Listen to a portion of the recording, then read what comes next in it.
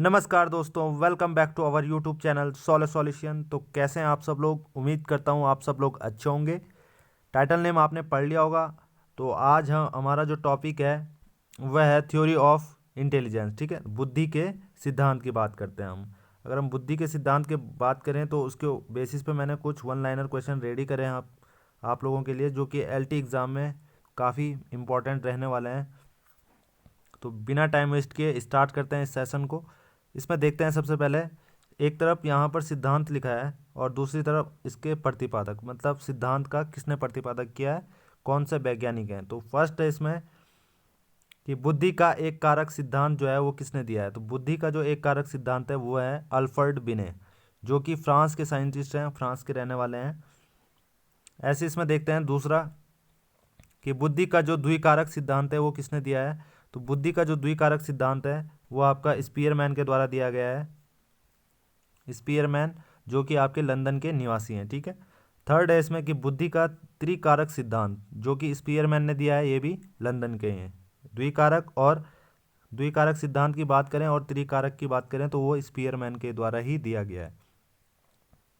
बढ़ते हैं point number 4 की तरफ। तो इसमें 4 जो है वो है बुद्धि का बहुकारक सिद्धांत। काफ़ी इंपॉर्टेंट है ये चीज़ें। तो बुद्धि का जो बहुकारक सिद्धांत है वो थॉर्नडाइक के द्वारा दिया गया है, जो कि अमेरिका के रहने वाले साइंटिस्ट हैं। ठीक है। फिफ्थ है इसमें कि समूह कारक सिद्धांत। जो समूह कारक सिद्धांत है वो किसके द्वारा दिया गया है, वो है थर्स्टन, जो कि अमेरिका के निवासी हैं। सिक्स है इसमें, 6 नंबर पे जो पॉइंट है वह है प्रतिमान सिद्धांत। तो प्रतिमान सिद्धांत आपका थॉमसन ने दिया है, जो कि अमेरिका के निवासी हैं। लास्ट है इसमें बहुबुद्धि सिद्धांत। तो बहुबुद्धि सिद्धांत जो है वो आपका गार्डनर के द्वारा दिया गया है, जो कि अमेरिका के साइंटिस्ट हैं।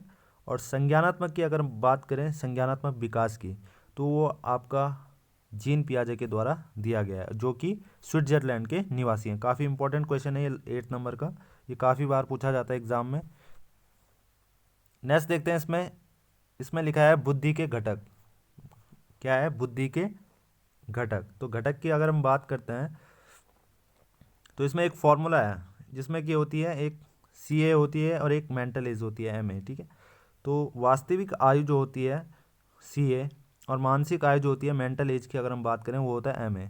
तो इस जो बुद्धि लब्धि है, बुद्धि लब्धि की हम बात कर रहे हैं, जिसे हम बोलते हैं आई क्यू, तो ये टर्मन के द्वारा दिया गया है। किसके द्वारा, टर्मन के द्वारा। तो अगर सूत्र जो निकलता है वह है एम ए बटे सी ए, मतलब मेंटल एज बटे क्रोनोलॉजिकल एज। ठीक है, सी ए। तो ये आपका विलियम स्टन और कुहलमान ने दिया है। ये वाला जो बुद्धि लब्धि का सूत्र जो है वो आपका विलियम स्टन और कुहलमान ने दिया है। बढ़ते हैं आगे। टर्मन ने इसकी जो खोज की है, या इस सूत्र को जो प्रतिपादित या संशोधित किया है, वो आपका 1916 में किया है। कितने में, 1916 ईस्वी में। तो जो उन्होंने फॉर्मूला संशोधित जो किया था वो है आपका I Q equal to M A upon C A into 100। तो ये फॉर्मूला संशोधित किया गया है। और इसमें क्वेश्चंस देखते हैं इसके बेसिस पे कि किस तरह के क्वेश्चंस आपके एलटी एग्ज़ाम में आ सकते हैं। तो जैसे इसमें लिखा है कि यदि कोई बालक 5 वर्ष का है, यदि कोई बालक कितने वर्ष का है, 5 वर्ष का है, और उसकी जो मेंटल एज है, मानसिक आयु जो है वो 4 वर्ष है, और उसकी बुद्धि लब्धि क्या होगी। तो मेंटल एज आपको 4 वर्ष दे रखी है और सी ए जो है आपको 5 वर्ष दे रखा है। तो आपको फॉर्मूला पता होगा। तो फॉर्मूला ये होता है इसका, I Q equal to M A upon C A into 100। इस पर आपने एम ए की जो एज दी है वो रखना है और वैल्यू पुट करनी है इसमें। सी ए की जो एज है वो पुट करनी है, देन इसको सिंप्लीफाई करना है, और जो आपका आई क्यू लेवल आएगा वो आएगा आपका 80। सॉल्व करके 80 आया। तो जो 80 होती है, जिनकी मतलब आई क्यू लेवल जो होता है वो अगर 80 होगा, तो वो किस तरीके के बालक होते हैं, मंद बुद्धि बालक। तो वो आपके मंद बुद्धि बालक कहलाते हैं। तो इसमें आगे वर्गीकरण हम देखेंगे तो ज़्यादा बेहतर समझ आएगा हमको ये चीज़ें, कि जो आई क्यू लेवल है वो किस मतलब लेवल पे आता है, या किस प्रकार का बालक होता है वो। तो उस चीज़ को हम समझ लेते हैं। इसमें एक तरफ लिखा है बुद्धि लब्धि, दूसरी तरफ है इसके टाइप्स। ठीक है, किस प्रकार का बालक होता है। अगर 140 से ऊपर उसकी बुद्धि लब्धि होती है किसी भी बालक की, तो वो आपका प्रतिभाशाली होता है। कैसा होता है, प्रतिभाशाली। और 125 से अगर 140 की बात करें तो वो आपका किस तरीके का बालक होगा, अति उच्च बुद्धि वाला। नेक्स्ट है इसमें थर्ड कि 110 से 125 अगर बुद्धि लब्धि होती है तो वो उच्च बुद्धि का बालक होता है। 90 से 110 की अगर हम बात करें तो वो सामान्य बालक होता है आपका। इसी तरीके से आगे भी है।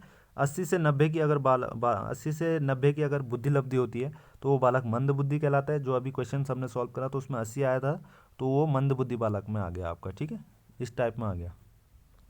नेक्स्ट है इसमें अगर 70 से 80 होती है तो क्षीण बुद्धि बालक कहलाता है। और 50 से अगर 70 होता है तो वो मूर्ख होता है।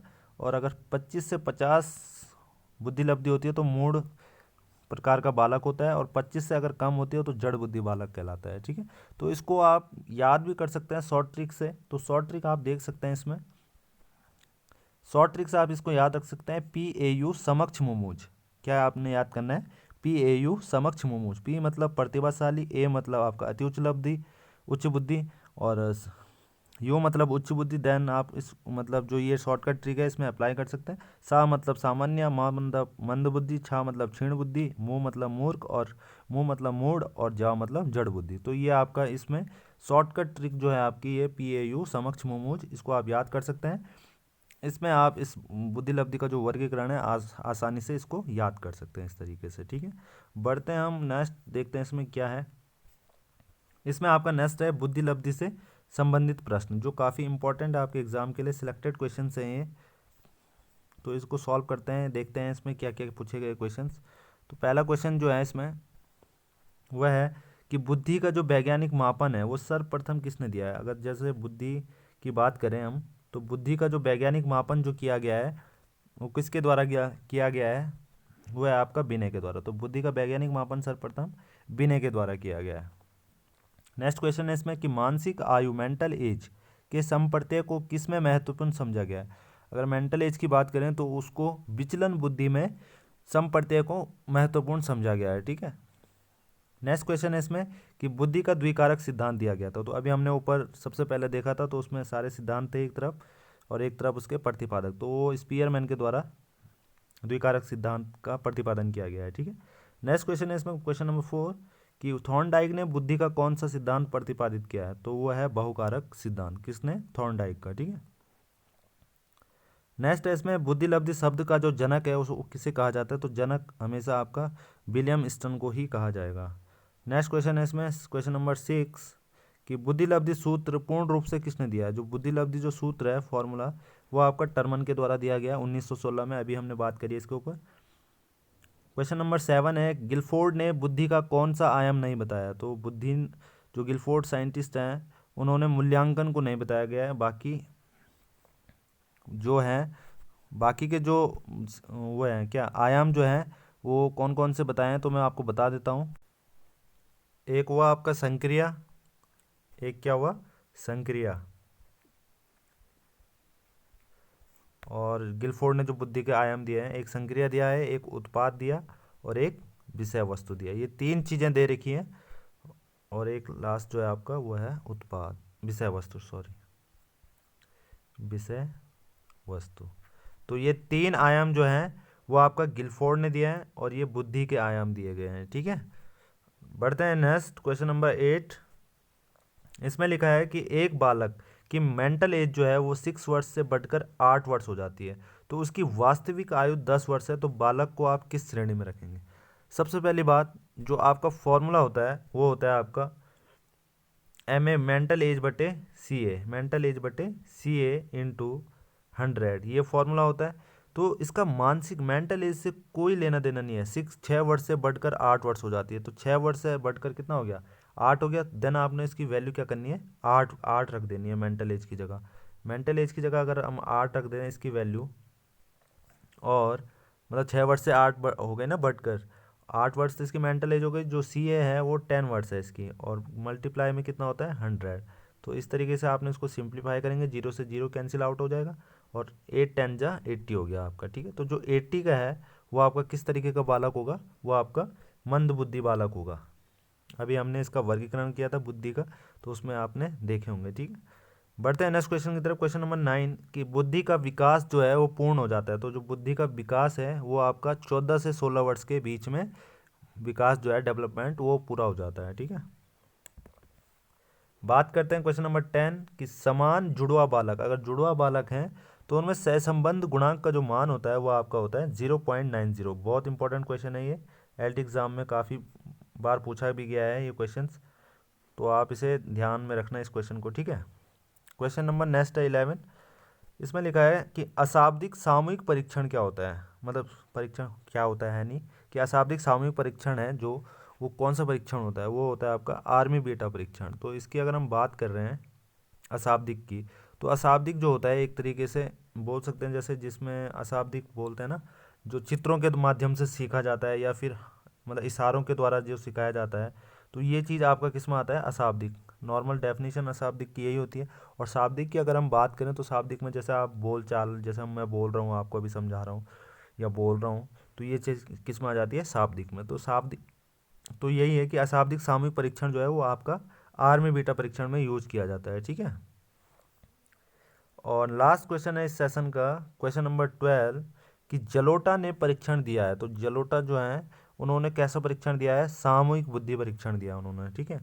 तो होपफुली ये वीडियो अगर आपको पसंद आए हैं तो हमारे चैनल को सब्सक्राइब करें, साथ ही साथ बेल आइकन जरूर प्रेस करें, जिससे कि हमारी न्यू वीडियो को नोटिफिकेशन सबसे पहले आपको मिले।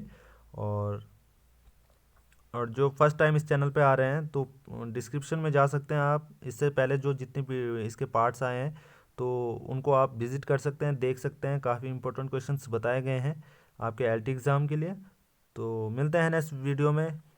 Thank you so much, love you to all.